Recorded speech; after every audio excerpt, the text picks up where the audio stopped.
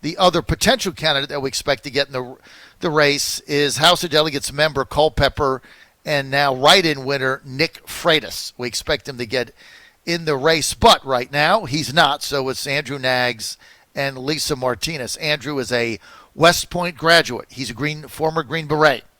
He did 2 tours in the Middle East. He's a Bronze Star recipient. He graduated from William and Mary Law. He's a Trump administration appointee. He has served as Deputy Assistant Secretary of Defense for Special Ops and Combating Terrorism, and he's now a Republican candidate for Congress. He quit his job in the State Department in the Trump administration, a political appointee, to run full time for Congress. And he's with us now. Hey, Andrew, great to have you with us.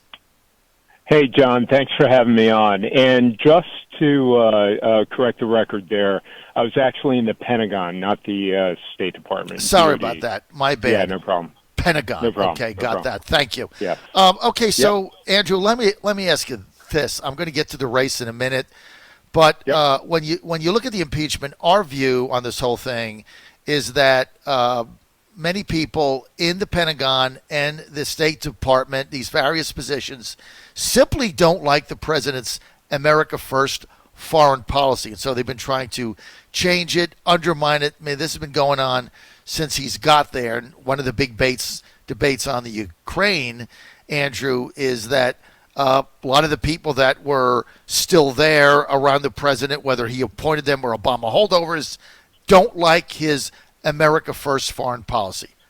What about Andrew Knaggs?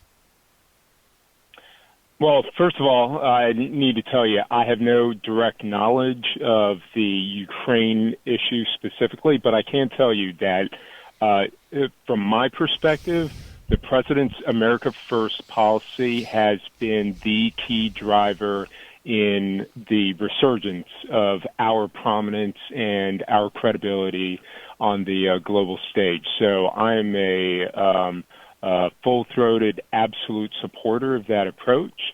And quite frankly, I believe that has been the thing that has caused our allies and partners around the world to have even more confidence in our view, because we've been straightforward on our interests, and where those interests overlap with theirs, they know that we're going to be stalwart allies, and we've proven that. So I absolutely support it.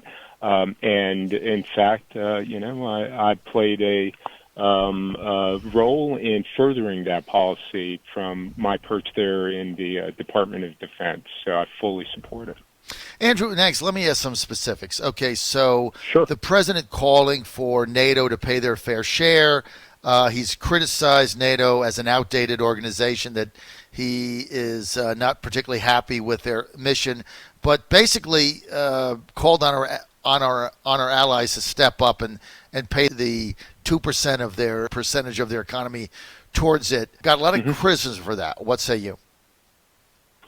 Well, I think it's a truism across in all parts of life that people tend to care about what they pay for.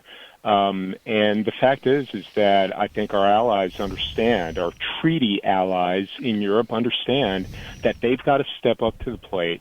2% is not a prohibitive amount, and they've got to have some skin in the game. So I say it's absolutely necessary. We've got to maintain that threshold, and they've got to have some buy-in. So I fully support it. We're with Andrew Knaggs. He's an announced candidate for the Republican nomination for Congress for the 7th District in Virginia. That's the Central Virginia area.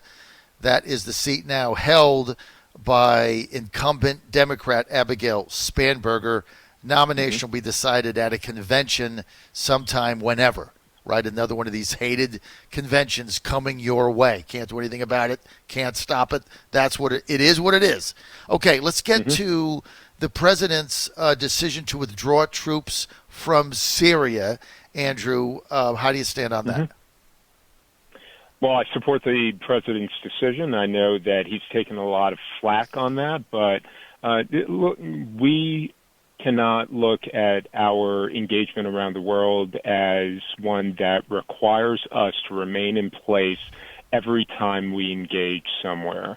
The fact is that there are time-limited operations, and this was one that I think our special operators did an incredible job of succeeding at. We've taken back look. I gave the keynote speak at the Fredericksburg Veterans Day Memorial Ceremony yesterday, and one of the things I said is that one of the great accomplishments of this presidency is that he said he was going to stand up to our adversaries, and he has done that. Taking back every inch of ground that ISIS held in the Middle East, that's an example of it. Look, that operation had to end at some point, and I trust that there is information that the president had that we're not privy to that indicated that this was the time to pull the trigger. President Erdogan of Turkey is coming to the White House, I believe, the next day or so, Wednesday, I think, tomorrow. That's going to be a circus, if you will. All the naysayers saying that the president shouldn't be negotiating with it, but he's a member of NATO, right? Turkey's a member of NATO. How would you approach Erdogan and Turkey now? How would you approach them? What would be your advice to Trump on that, Andrew? First of all, to approach him from a position of strength.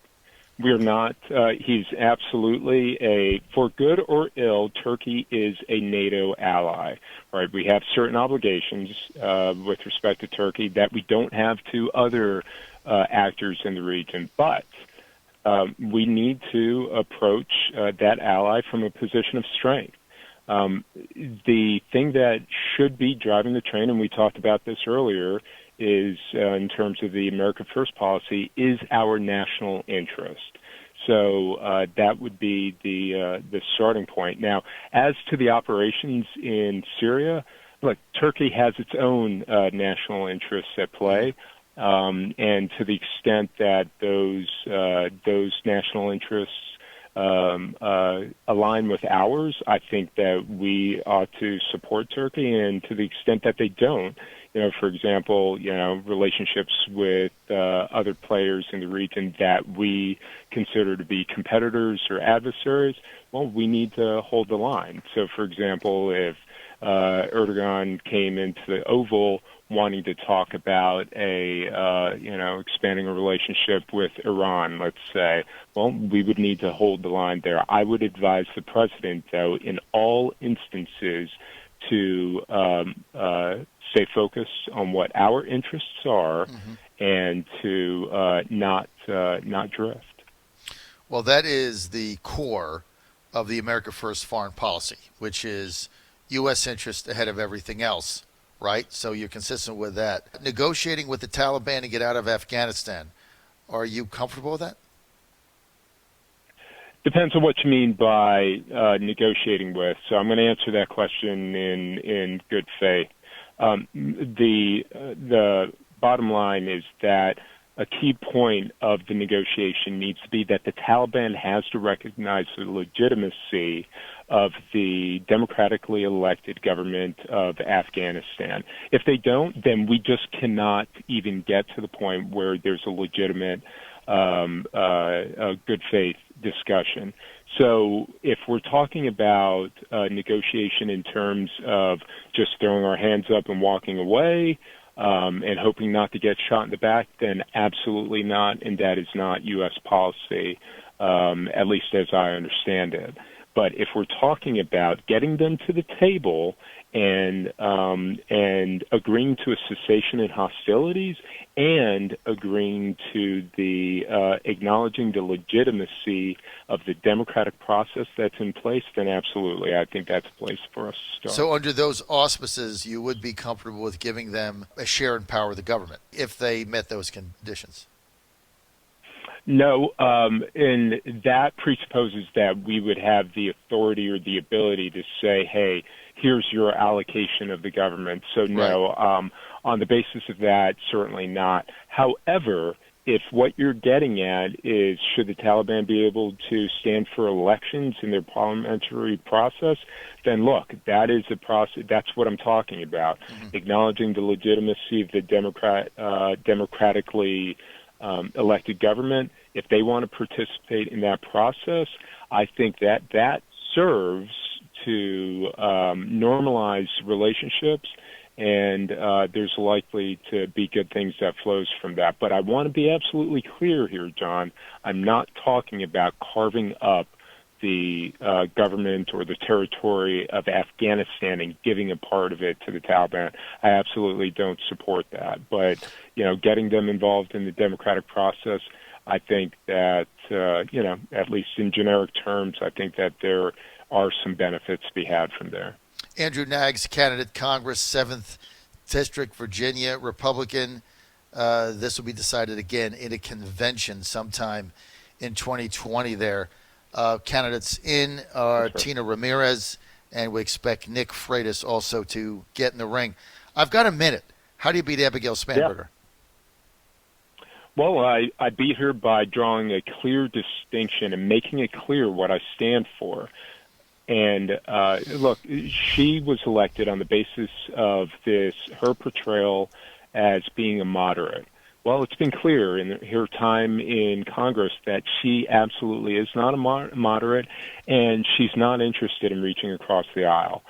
We stand as a party, as a Republican Party, and furthermore, as the conservative movement, we stand for principles that I believe are well aligned with the voters in the 7th District, and we just need to have a full-throated defense of that and draw that distinction against Abigail Spanberger. Things like her attack on the Second Amendment, her advocacy of radical positions like lowering the voting age. These are things that she's absolutely vulnerable on, that people in the 7th don't agree with. And all right, Andrew, I got 10 seconds. What if she votes for impeaching the president? Will you make that a major issue? Absolutely, yes. All right, Andrew, I got to go. Andrew Knaggs. Okay, John, thank you. People want, wait, website. AndrewKnaggs.com, and that's Knaggs. AndrewKnaggs.com. Andrew, thanks for being with us.